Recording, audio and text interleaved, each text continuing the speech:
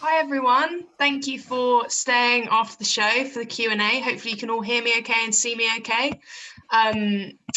We are just about to start the Q&A, and the way that it's going to go is, so my name's Isla, I wrote the play that we all just watched, and I'm going to be joined by June Graham from Greenpeace and Ruth Strange from the Ethical Consumer. And for about 15 minutes, I'm going to ask them some questions. We're going to have a discussion about palm oil and some of the things that have been raised in the show.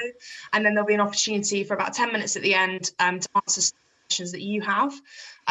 So please do write them in the chat function at any point during the talk, and then I'll look through them at the end and ask your questions that you have to June and Ruth. So June and Ruth, are you there? Can I ask you to put your cameras on? Yeah, hello Ruth, thank you for joining us. Hi. June, are you there as well? Yes, can you hear me? Can you see me? I can't see you yet. Let me see if I can put your I'm here. camera on. Can you? I don't think I can do that for you. Can you click to put your camera on?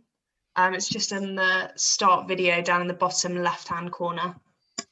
Yeah. There we are.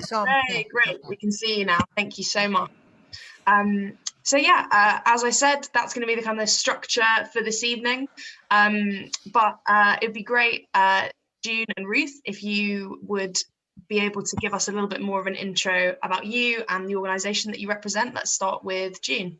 Oh, hi everybody. My name's June Graham. I'm one of the 15,000 volunteers who work throughout the world with Greenpeace. And mostly what I do with Greenpeace is either get involved in local actions or talk to various groups, either at schools or at various community or social groups, talking about Greenpeace and the work we do. Greenpeace, as many of you will know, is an NGO, an environmental charity established over 50 years ago. We're now present in over 40 countries throughout the world. And what we aim to do is bring about change in the world for the betterment of the environment by lobbying, by consumer pressure, and by mobilising members of the general public. And we take peaceful, direct action to try and protect the earth and promote solutions for a green and more peaceful future. And one of the campaign areas we're passionate about is protecting our forests throughout the world. It's one of the key campaigns for Greenpeace because they're so essential to stabilise our climate. And palm oil is one of the reasons that many of our forests throughout the world are being destroyed. Thank you. And Ruth? Yeah, so I'm a researcher and writer at Ethical Consumer magazine. It's based in Manchester since 1989, and we're just a small workers cooperative or multi-stakeholder co-op with about 20 staff. And we produce product guides. We've got a website and a magazine every 2 months that contains product guides for just ordinary everybody, the kind of things that we all buy, like from bananas to technology or energy or banking, all different things. So we collect stories, often from other campaign groups like Greenpeace, who do a report on something like in the palm oil supply chain. We put all these stories into our database and it generates a score table that ranks the companies against each other on their ethics. But we look at a load of different topics, about 300 topics across 19 areas in 5 main categories like environment, people, animals and politics. And palm oil is one of the 19 columns. So it's just one of the things we look at alongside all sorts of other environmental and human rights impacts. That's great. It's so great to have you both here for this conversation. Thank you so much for being here with us. So the first question I'm going to ask, and I'm going to go to Ruth with this one first. What is palm oil, and when did you or your organisation become aware of it as an ethical concern? Okay, so yeah, like in the show that it was mentioned that it comes from the palm oil fruit. The fruit is quite, actually, I don't know exactly the size, but it's quite large, and there's a big kernel. So the kernel also has oil in it. So the oil is taken from the inside and the fruit. So it's a very high yielding oil plant, which is partly why it's so widely used. because you get a lot of it from relatively less land than if you were growing other oil crops. And it's also really versatile, that you can make hundreds of different ingredients out of it. So that's also another reason it's so widely used in so many different kinds of products, because it can lend all sorts of different properties, like longer shelf life, or emulsifiers, or all sorts of things can be made from it. So when we became aware of it, I looked at our database to find this out, because I've been with Ethical Consumer about 6 years, and I knew it was before that. And the first report I found was from 2000, and it was based on a report by the Environmental Investigation Agency from 1998. So it's an issue that's been, campaign organisations have been aware of for a long time, and it gradually became more known to the public. So then in the database I found a few more stories around 2005, 6, 7, based on reports by Friends of the Earth mostly, and another organisation called ENDS. And then in 2009 we started to regularly rate companies on palm oil, and it used to be across 3 different columns, because it has all these different impacts. So under climate change, as June was saying, also under habitats and resources. A lot of people have heard about the impact it has on different species, animals and plants and insects. And then also human rights, the human rights column, because it's displacing people from their land, often without consultation. So but in around 2016, by then it had become such a big public concern, most people have heard of it now. So we created a column just for that, to bring it, to highlight it, because people are really interested in how companies behave on this issue. So. And June, would you like to add when kind of Greenpeace became aware of it? Oh, I think you're on mute. As Ruth said, we've been aware for many years, it's about 20 years, that palm oil production has been steadily increasing. But Greenpeace started actively campaigning about 10 years ago. And really, it's because of just the increased use in it. It's also used in biofuels as well. So you've got its use in food, in cosmetics, in washing products. Some people say it's well over 50% of the products we buy in the supermarkets now contain palm oil. And as Ruth said, it's because it is so versatile, and it's really difficult to see what it's in, because it's not called palm oil. Sometimes it is, but sometimes it's called stearic alcohol, or acetyl, or lauryl. They're all chemical sounding names, so it's really hard for consumers to know what it's in. And that's really one of the reasons we started campaigning, one, to raise awareness, and also to put pressure on the big brands like Nestle, Unilever, Procter Mars, and the big supermarkets who are using dirty palm oil from forest destroyers to actually change their practices. So actively campaigning about 10 years. That's great. I think we've sort of covered what kind of products contain palm oil. And I think that's really interesting what you're saying about how it's not something that we can necessarily pick up and look at on the label. So it's not even, as you said, that easy to kind of discern as a consumer. So in the play, we kind of touch on the impact of palm oil manufacturing in terms of deforestation and climate change. I was wondering if, June, if you could talk to us a little bit more about that. So because the use of palm oil has been increasing, what's happening in places like Indonesia and South Asia is the forest areas are being burned and delogged so that palm plantations can be grown instead. So indigenous forests are just being completely decimated so that you've got this monoculture of palm oil. And this is bad for the local communities who may rely on these forests, also for the animals that live there. And I guess a lot of you would have seen a lot of the publicity about orangutans, but it's not just orangutans. And also destroying the indigenous forests causes or contributes to climate change. And the reason it contributes to climate change is that when the indigenous forests are burnt, CO2, one of the major greenhouse gases, is produced. And those forests which were there originally actually absorb a lot of CO2 in the atmosphere, which these brand new palm plantations just can't do. And by absorbing CO2, they're regulators of the climate. So it's a double whammy. To destroy the forest, you cause CO2, and you're getting rid of some of those old trees which absorb it. And the third thing, on top of all of this, is that large areas of Indonesia's forests grow in very deep, swampy, peaty soil. And those peat as well are huge storers of CO2, so helping to stabilize our climate. And palm oil plantations need very dry land. So the palm oil companies drain all those peats as well, which make it very flammable. And then when it's flammable, it catches fire, and those fires rage out of control and release even more CO2.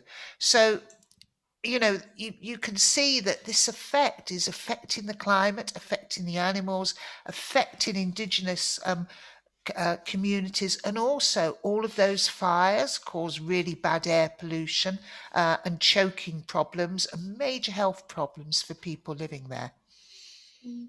Ruth, would you like to add anything? Just that I remember finding out about the peat and how that actually, I think I read that it releases 17 times more CO2 when you drain peat, when you clear peatland than forest. And we know that clearing forest is bad enough, but to think that it could be so much higher from peat is, yeah, shocking. Wow. Yeah, awful. I hadn't heard that. That's, yeah.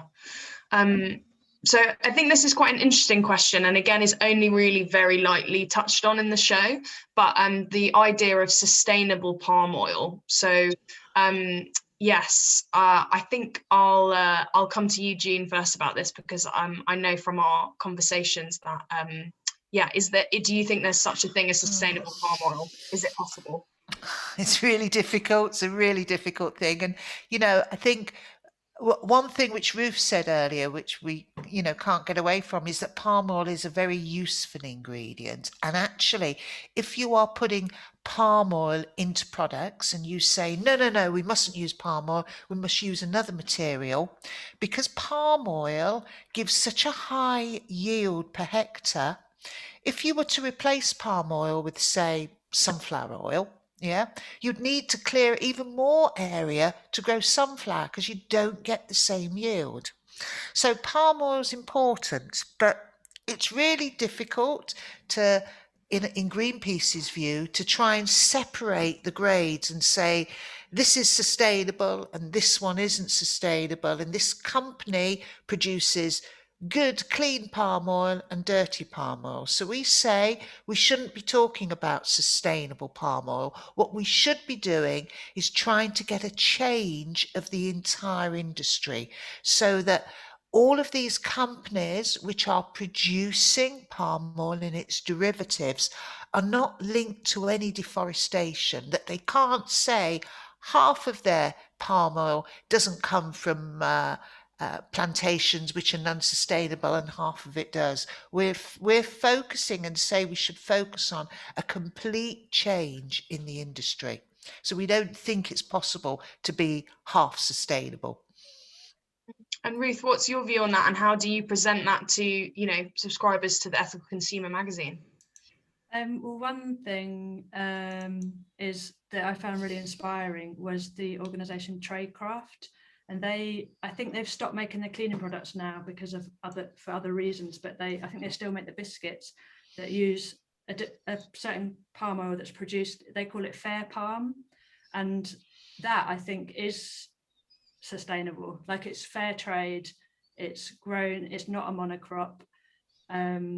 I think they're also investing in equipment so that more of the processing can be done at source, so more of the value stays with the growers. But that's a completely different model to these big corporations. So that Tradecraft is a mission-driven organisation. You know, its whole purpose is fair trade and, you know, equality between people and respecting people, which is very different from a large corporation whose priority is profit for shareholders and for executives. And one of the other ratings we do is excessive director pay. And some of these companies, the amount that they pay to their directors is like, I don't know about, we've come across companies that are paying like $18 million a year to directors, and just ridiculous amounts that no one ever needs. And it's just, where are the priorities? You can produce things more sustainably if you have your priorities right. And also, palm oil is high yield, but we waste a lot of food and we waste a lot of products. So that's another thing that needs to be changed. So what is currently being done in the UK, and maybe it's worth talking about this in terms of your respective organisations, but also in terms of, is anything happening, what responsibility on a government level and big corporations, is any movement happening in the UK? What are your respective organisations doing? Ruth, I'll come to you first about that. On palm oil specifically, our contribution is to look for the policies and the practices of the companies in our guides and compare them against each other so people can see who's doing better and who's doing worse. And sometimes this is exposing misleading statements, because companies might say we're free of palm oil, but they're not necessarily talking about the derivatives. Like we've talked about how it can be made into lots and lots of different ingredients with hundreds of different names. And some companies will use a lot more of them than they would straight palm oil. You have to beware of misleading statements. But wider than that, there's organisations in the UK like the Rainforest Foundation who are doing work on the ground in Africa. Because I think June said at the moment, most palm oil, the vast majority is grown in Southeast Asia, in Indonesia and around there, but it's also a growing industry in Africa. And I just know that because we've done some work with the Rainforest Foundation, they're trying really hard to prevent it becoming such a big problem in Africa as it has in Asia. So organisations like that are really, really worth looking into, seeing the kind of work they're doing on the ground with people to defend forests. And then also, I think governments, like, if only we could change corporation law. And I know there's a campaign at the moment, I think it's called Better Business, about how we should change the law so that companies have a responsibility to all stakeholders and not just their shareholders. So what companies do matters to all of us, and they should take us all into account, future generations and people in the supply chain. And there's other organisations or campaigns trying to make companies responsible for their human rights impacts in their supply chain. All these kind of campaigns are really important. June, would you like to add to that? Yeah, I think, as I said, what we think needs to happen is a total change in the industry, so it becomes much more sustainable on the issue of peat, on the issue of deforestation, and on the issue of also treatment of people, no exploitation. Yep. So we see all three bundled together.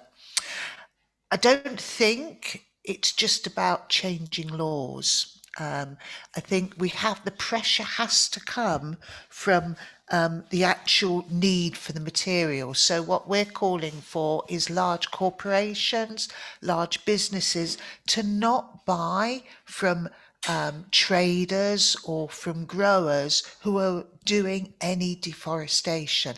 And that means large companies need to have a really clear, transparent supply chain. They need to know where all their materials are coming from, who's processing them, and how they're being processed. And that sounds easy, but it's not, and it's not as transparent as it should be. There's been change though, and you can see a lot of change coming through in the industry, and brands are starting to do that.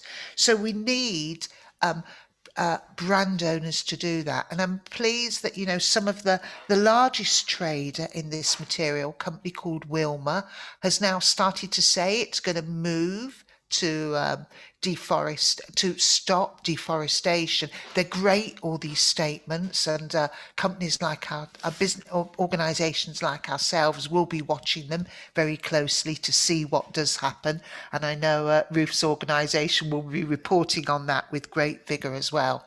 Just talking about government, a lot of changes we pressure governments to make, and the UK via DEFRA has said that they are going to introduce a new law through our Environment Bill to prevent illegal deforestation in the supply chain of UK businesses.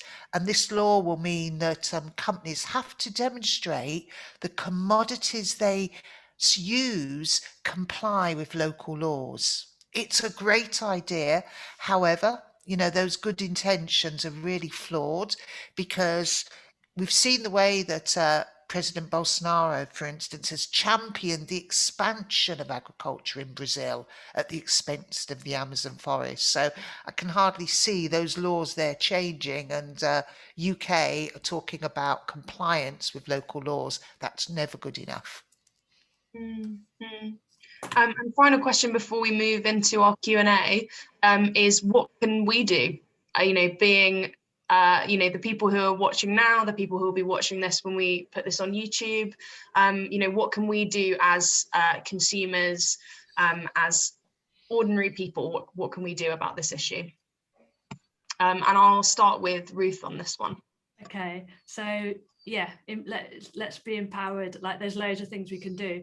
Like, so although it's hard to spot a lot of these ingredients, there are some root words that form a lot of the names. So you can look at all the ingredients of things that are already in your house. Like, so on food, it has to be labelled as palm oil since a few years. But in other products, cleaning products, things you might have in the bathroom, it might go under all these other names. But if you look, there's 4 key words you can look for that may mean you've got palm ingredients in there. It may also be from another crop like coconut or soya, but it may be from palm. So if you look for the word palm, but it could be part of a longer word like palmitate or something. Stear, like stearic acid. Laur, like laureth, I think June mentioned that as well. And glyce, like glycerin or glycol. Or so we've got, if you look on our website, there's a palm oil free page, and those 4 words are, there's a large diagram on there, you can look them up. And if you find these names on products that you have, you can then contact the company and say, is that from palm oil? Just the more people who contact companies and show concern about this, the better. And then also our guides can help you sift through the statements that companies are making, because they have lots of reporting on this. It can be quite confusing if you haven't got a lot of time to work it all out. And we've just made our rating harsher because, like June said, there has been progress, and we need to then make it harder for them to get a best rating in our system. So yeah, have a look. We'll be reporting on that soon, how we've changed the rating in our next magazine. Right. June, what can we do? I agree with what Ruth's saying there. As consumers, we should never, never, never underestimate the power that we've got. And we should be asking brands like Nestle, Procter, the large food companies, the large retailers, the large detergent suppliers, to stop buying palm oil and its derivatives from growers and producers or traders who are linked to forest destruction. Just keep telling them that we want them to stop using dirty palm oil. And a lot of the changes which have happened in this area have happened through consumer pressure, and have happened because consumers have told companies they don't want that to continue. Never underestimate what you can do. That's a really, really great message. Thank you. And really, yeah, I think firing up for everyone who'll be watching this, and to know that we can have an impact in that way, I think is really encouraging. So in the last kind of few minutes that we have, we'll go through some of these great questions that we've got in. So let's see, we've got one here that says, how do you stay motivated to fight for change and look after the planet when so many political parties are being sponsored by these corporations that are clearing land in order to plant palm oil plants? How do you stay motivated? I think, yeah, partly surrounding yourself by other people who are caring about the same things. And then you'll always hear of new ideas of things that you can do. If you feel like your channels are exhausted, there's always someone who's got another angle on it. And yeah, other people's we all go up and down in our energy of how we can deal with all this, because it can be overwhelming, but we just have to keep going. And there's small wins, aren't there? There's always small wins all of the time, and changes. All these big changes only happen through people power and people asking for change or demanding for change. And we've just got one planet. I've got a question that says, as the destructive impacts of palm oil production are felt so far away, does that make it harder to galvanise support for the cause in the UK? Yeah, sorry, I wasn't sure whether to jump in. Oh, yeah. Yeah, I think we could do more of sharing the stories from on the ground, like of communities who've been displaced, or a lot of people probably saw the Iceland advert a few years ago. That was really powerful, and it showed a little child in the UK, I think, befriending a orangutan who talked about having been pushed out of its forest, and it had real footage as well. Just getting the stories from on the ground to make it real. Yes, it's a long way away, but it's people, and I think that's a really good point. That was actually a Greenpeace film which we did with Iceland, and it showed the story of an orangutan who went in a child's bedroom and was explaining why he was overtaking her bedroom. And because we'd used animals with that had more impact than talking about carbon dioxide emissions and the increase of the greenhouse gas and the effect on climate change. And it's finding that hook and angle to motivate people. And that's what really started a big change in UK demand, finding a link. And it happened to be an orangutan. Yeah, I remember that advert. Well, absolutely, yeah. Yeah, it was really impactful. And so we've got a few questions about kind of the things that were raised about our own impact and contacting brands and things like that. So one of the questions said, do you think naming and shaming these brands on social media would help? And then another question kind of linked to that says, how do we, contact these brand owners? Do we write letters? Do we out them on social media? So I think those are kind of linked. Shall I pick that up first? So Greenpeace do a lot of name and shame in that way. One of the things Greenpeace do is a lot of research to make sure that we're clear on our facts. And we do name and shame. If you take a look at our website, you'll see our campaigns, you'll see some of the name and shame tactics, or some of the ways that we encourage people to communicate with brands. And actually social media is a really good medium for that. And when organizations like Greenpeace or Rainforest Alliance, or there's several with the name Rainforest in the title, so I get them mixed up, but when they have a campaign focusing on a particular company, that's really good, because it can quickly spread and put a lot of pressure on one company who then feels they have to act to save their reputation. I think publicizing these things is really important, and sharing when you hear things from good campaign organizations like Greenpeace, share them and let other people know. I think this will probably be our last question, and it might be a slightly self-indulgent question to end on, but I'm really interested to hear your answer. We've had a real variety over the course of the show so far in terms of how people have voted. The last few shows have been no, as far as I'm aware. They voted not to take the money, but I would say I think it's been split relatively evenly across the board between yes and no votes, and it's often really close. So one of the questions we got was, so the vote at the end of the show tonight was yes to take the money. And they said, no pressure to share your individual votes. I think you can imagine which way you voted. But what do you think of accepting money from the corporation that has this dirty source in order to make a positive change in the community?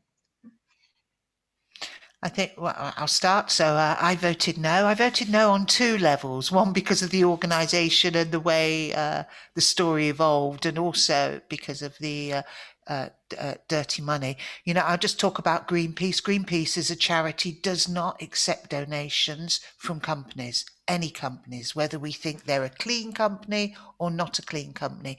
And that's because so we can independently campaign. I think, you know, all companies need to think about the reason why they were being given the donation, and what was in it for that company as well. And no, I feel it would have been wrong, and Greenpeace would not accept money from any company for precisely that reason. No friends, no foes. Yeah, I think in this story there were lots of reasons why you would want to say no, and one of them, they were clearly using it to whitewash or greenwash their image. That was obvious. It would be really tricky if you really had an organization that was literally going to fold and lose all of its work and everything, and if you had the choice to accept it anonymously, I don't know if that might change it, but or you could accept it but say on the condition that we will loudly talk about what we think you're doing wrong and raise a campaign about that. I don't know if there's other options, but yeah, I voted no as well. Thank you both so much. That's really, really interesting. This has been, I've personally found it really, really enjoyable. I'm sure everyone watching will have got a lot out of it, and everyone who subsequently can watch this on our YouTube channel, I think will get a lot out of it. There's been lots of really practical stuff, really informative. So yeah, I'm really grateful for you both taking the time. Thank you for everyone watching as well. Yeah, please do, you know, subscribe and follow. Where can they follow Ethical Consumer and Greenpeace? Obviously you have websites. There's the magazine for Ethical Consumer, presumably you're on all social media. They can follow you on there and find out about campaigns and find out about lists of products and all that kind of stuff, and that from subscribing to the magazine as well. Any other things in terms of where they can find you and follow and get involved with things that those both organisations are doing? I think you said it all in terms of us. Yeah, like the first place to look is the website, and then explore there and see if you're interested in subscribing. There's a lot that's free as well. Great. And Greenpeace? Yep, no, exactly the same. Our website, you can find lots of information about our campaigns, how to be involved, various petitions. It's a great place to start. Great. Well, thank you so much, everyone, for joining. June and Ruth, if you're happy to just hang on for a second, and once everyone has left, I'll just have a little quick debrief with you. But thank you so much, both of you, and thank you for everyone watching and everyone who's watching this later on YouTube as well. Thanks. Bye. Thank you. Bye.